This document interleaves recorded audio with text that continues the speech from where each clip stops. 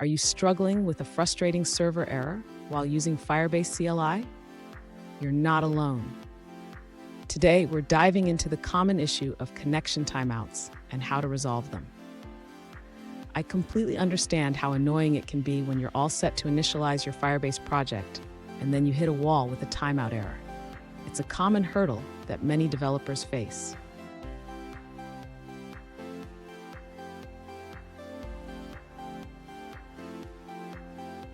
Let's look at the specific situation.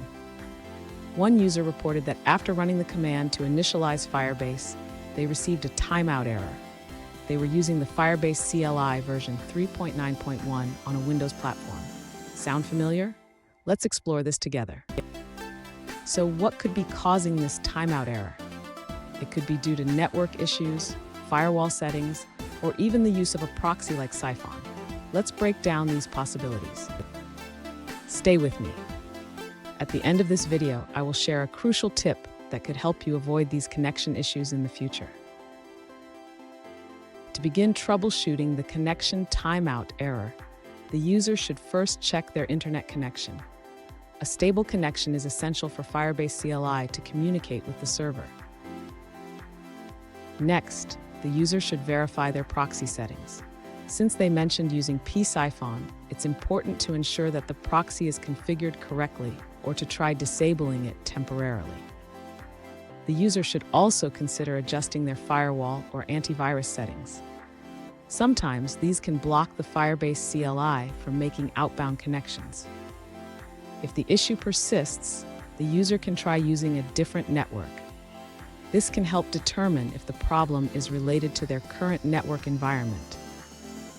Lastly, if the user is still facing issues, they may want to check if there are any regional restrictions affecting their access to Firebase services, especially since they are located in Iran. Fun fact, did you know that the first internet connection was established in 1969? It was a far cry from the high-speed connections we have today.